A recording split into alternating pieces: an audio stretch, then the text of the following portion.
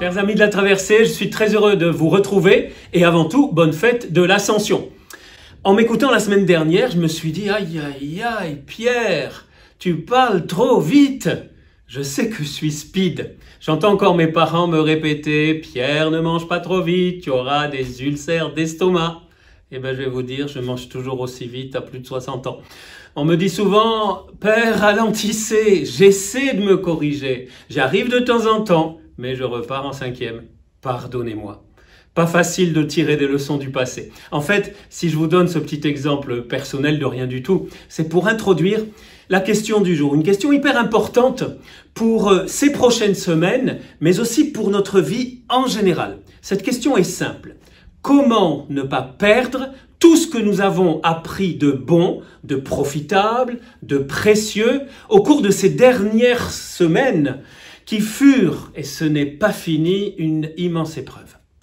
En italien, on dirait « come far tesoro di tutto ciò ». Comment tirer parti, comment mettre à profit, comment ne pas perdre ces trésors, tesoro, trésors de générosité, de partage, de solidarité, de dévouement, d'attention aux autres, et spécialement aux plus vulnérables. Aussi ces trésors, vous savez, de relecture de sa vie, on en a parlé, de retour à l'essentiel, de questions qu'on ne se posait pas ou plus, comme le but de notre vie, la vie, la mort. Sans oublier tous ces trésors de redécouverte de temps gratuits en famille pour certains d'entre vous, ou d'un certain silence. Ça frappait d'entendre les oiseaux dans la ville, et puis la diminution de la pollution. Comment faire en sorte que tout ne recommence pas comme avant? Comment ne pas connaître, avec la récession économique et ses terribles conséquences, une autre récession, certainement pire, la récession de la charité? C'est la question que posait le Père Cantalamessa dans un passage que je vous ai lu la semaine dernière, dans sa prédication du Vendredi Saint, dans la basilique Saint-Pierre. Et dans cette même prédication, il dit ceci: « Nous ne devrons pas revenir en arrière lorsque ce moment sera passé. Comme le Saint-Père nous y a exhorté, ne laissons pas passer en vain cette occasion. Ne permettons pas que toute cette souffrance, tous ces morts, tout cet engagement héroïque du personnel médical ait été vain. C'est la récession que nous devons craindre le plus. » Et juste après, il continue, « Laissons à la génération qui viendra un monde plus pauvre en choses et en argent au besoin, mais plus riche en humanité. » Voyez, au milieu de cette catastrophe de la pandémie qui est mondiale, nous avons appris ou réappris tellement de bonnes choses. C'est bien, mais comment ne pas reprendre la vie comme si de rien n'était, comme si de rien n'avait été? Quand on regarde l'histoire du monde, comme par exemple les périodes d'après-guerre, vous savez, il semble que l'homme ait cette faculté impressionnante d'oublier, de ne pas savoir tirer profit, fare tesoro, des traversées, des pandémies, des épreuves, des catastrophes. Alors, en fait, il y a deux attitudes possibles. Première attitude, c'est foutu, c'est toujours pareil, inutile de se fatiguer, on va reprendre comme avant. C'est irrémédiable. Deuxième attitude, je ne me résigne pas, je cherche une solution. Personnellement, je choisis la seconde attitude. Et vous? Il y a une solution. Il y a des solutions. Je vous partage ce que j'ai trouvé.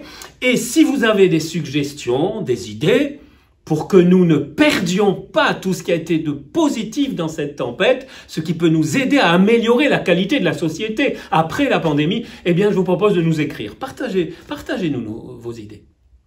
Je voudrais partir toujours de notre fameux manuel, vous savez, le mode d'emploi de notre vie, la Bible, et spécialement d'un passage que nous trouvons dans l'Évangile, dont le nom est très connu au-delà même des frontières de l'Église. Le bon Samaritain, ça vous dit quelque chose?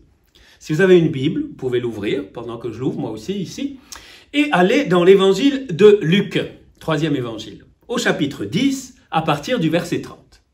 On l'appelle la parabole du bon samaritain. Moi, j'aime bien dire que c'est peut-être une histoire vraie parce qu'il n'y a pas le mot parabole dans l'évangile. En tout cas, parabole ou pas parabole, c'est une histoire dans laquelle nous trouvons une réponse ou des réponses à notre question du jour. Je résume l'histoire.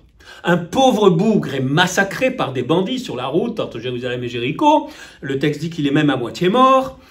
et une route très fréquentée certainement, et un prêtre justement passe, puis un lévite, il ne s'arrête pas. Ils ne s'arrêtent pas. Peut-être qu'ils sont trop pris par leurs affaires, certainement par un rythme frénétique. Heureusement, il n'y avait pas Internet à l'époque, mais déjà, c'était comme ça. Et passe enfin un Samaritain. Pas bien vu des deux précédents, hein, le Samaritain. Si vous allez un peu étudier ça, vous verrez. Alors, je lis ce qui est marqué exactement ici. Le Samaritain, donc, le vit l'homme à moitié mort, et fut saisi de compassion. Il s'approcha et pansa ses blessures en y versant de l'huile et du vin. Puis il le chargea sur sa propre monture, le conduisit dans une auberge et prit soin de lui. Le lendemain, il sortit 2 pièces d'argent et les donna à l'aubergiste en lui disant « Prends soin de lui, tout ce que tu auras dépensé en plus, je te le rendrai quand je repasserai. » Les amis, cette pandémie nous a rendus plus sensibles aux besoins et aux souffrances des autres. C'est une évidence. Nous nous sommes arrêtés de temps en temps pour appeler une personne seule, donner du temps à une personne qui était dans le besoin. Je pense à ces milliers et même à ces millions d'actes qu'on peut qualifier au sens fort d'actes de charité, de compassion, c'est-à-dire souffrir avec. Vous voyez, tous les cités seraient beaucoup trop longs. Le niveau de charité a grandi de jour en jour ces dernières semaines. Pour beaucoup, il s'est agi d'une sorte de révélation du prochain. D'ailleurs, dans cette histoire de Jésus, celui qui l'interroge demande à Jésus « Qui est mon prochain ?» En plus, dans cette pandémie, beaucoup se sont arrêtés pour donner du temps, non seulement aux autres, aux prochains, mais aussi à eux-mêmes. Ça vous est peut-être arrivé. Beaucoup nous ont témoigné qu'ils se sont comme retrouvés, comme si désormais ils avaient compassion d'eux-mêmes. En fait, chacun a fait ce qu'il a pu avec ce qu'il était. Et comme le bon Samaritain, qui donne les premiers secours, puis il amène le pauvre bougre là où il pourrait être bien pris en charge, mais il ne se débarrasse pas du problème. Il dit qu'il repassera et qu'il paiera. Et qu'a fait le bon Samaritain après? Ça, c'est une question que je me suis souvent posée. Que ferons-nous après la pandémie? J'imagine le bon Samaritain faire la même chose avec d'autres. Sur sa lancée. J'imagine sa joie grandir parce qu'il a plus de joie à donner qu'à recevoir. Et Jésus conclut en disant à celui qui l'a interrogé, « Va et toi aussi fais de même. » Tous les mots sont importants dans cette finale de la parabole de l'histoire du bon Samaritain. « Va ». C'est-à-dire ne t'arrête pas, n'aie pas peur d'aller de l'avant. Vous vous souvenez la vidéo récente sur la peur qui paralyse. Allez écouter dans les archives. Va et toi aussi, ça c'est essentiel. À mon avis, c'est une clé qui répond à notre question. N'attends pas que la société change après cette pandémie, car ça risque fort de repartir comme avant. Il est difficile et même rare qu'une société tire les leçons des épreuves, on l'a dit, c'est ainsi. Même si nous pouvons espérer quelque changement, mais toi, moi, chacun peut faire quelque chose. Et c'est ce que dit Jésus, fais de même. Chacun à son niveau, avec ses talents, avec ses forces, avec l'inventivité, vous savez que nous avons vu se déployer ces dernières semaines. Toi aussi, fais de même. C'est très concret, fais. Pas seulement des mots, mais des actes. En fait, tu ne peux pas changer les autres. Je ne peux pas changer les autres. Mais tu peux te changer toi-même. Je peux me changer moi-même. Tu peux agir autrement, non pas tout changer, mais au moins certaines habitudes, grâce aux leçons apprises dans cette tempête. Vous, moi, chacun peut contribuer à ce que toute cette épreuve n'ait pas servi à rien, n'ait pas été en vain, comme disait le Père Quentin à Messa. Je crois vraiment en cette solution. Commencer par soi et ne pas se décourager. Certains peuvent me dire, je vous entends, Père, vous vous faites des illusions, vous êtes un doux rêveur, c'est utopique, que pouvons-nous faire face à ce courant qui va reprendre?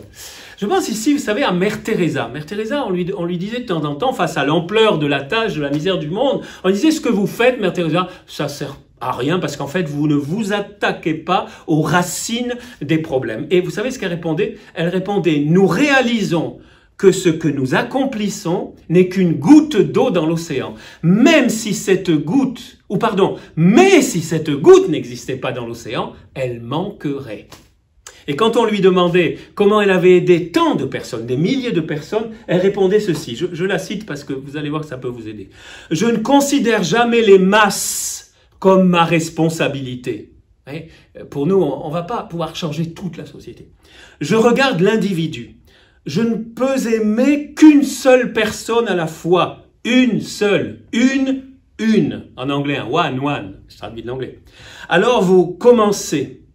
J'ai commencé. J'ai pris une personne. Peut-être que si je n'avais pas ramassé cette seule personne, dans la rue, vous savez, qui mourait dans la rue, je n'en aurais pas ramassé 42 000. À l'époque, c'était 42 000, mais après, c'était beaucoup plus.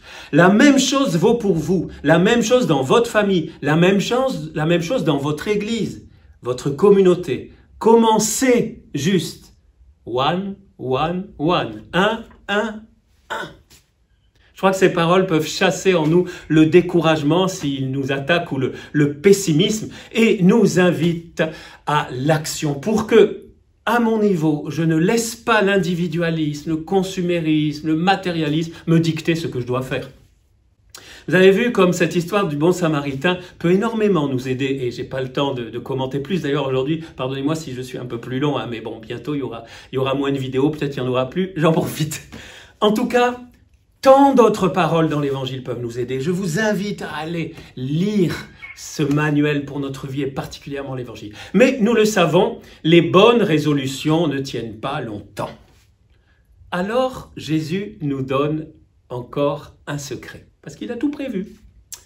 J'en dis un mot aujourd'hui rapidement, mais je vais développer la semaine prochaine.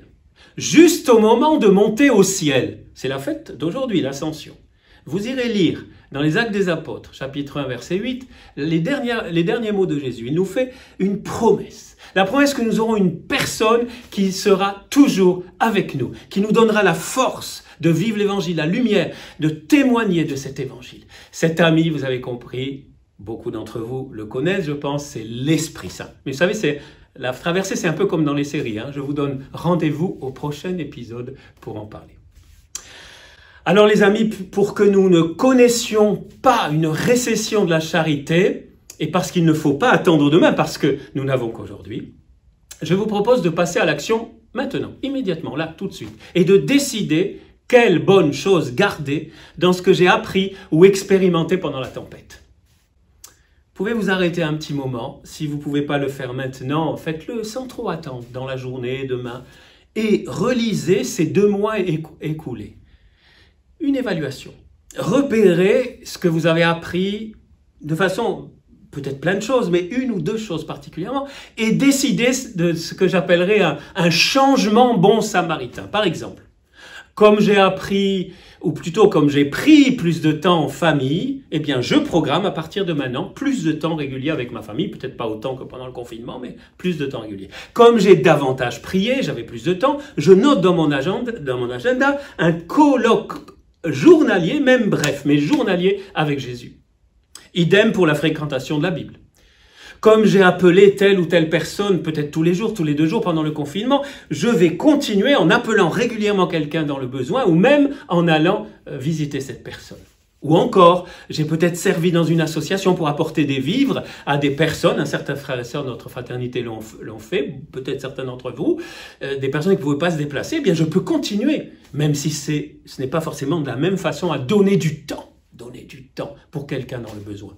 Ne parlons pas de la pollution, j'ai moins dépensé d'argent aussi pour le carburant, forcément je me suis peu déplacé, mais peut-être l'occasion de revoir ma façon de me déplacer pour la planète. Arrêtez-vous un moment. Repérez cette décision concrète à prendre et à mettre en pratique.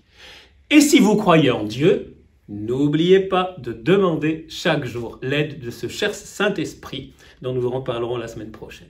Je propose qu'on le fasse tout de suite ensemble. Pour ceux qui veulent, je vais prier et chacun, si vous le voulez, vous pouvez prier avec moi. Je prierai spontanément, comme j'aime bien le faire. Je vous en ai déjà parlé, je ne suis pas le seul, c'est très simple, parler au Seigneur comme ça.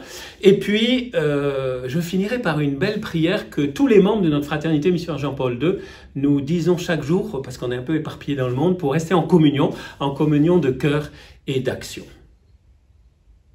Prions. Jésus, je te dis merci pour tout ce que tu m'as appris au cours de cette tempête. Je suis peut-être tenté de me décourager en voyant que le monde a du mal à tirer les leçons de cette pandémie. Mais je sais que tu comptes aussi sur moi, même si je suis pauvre, fragile. Tu comptes sur chacun pour contribuer à un monde plus fraternel, plus soucieux de chacun et spécialement des plus fragiles.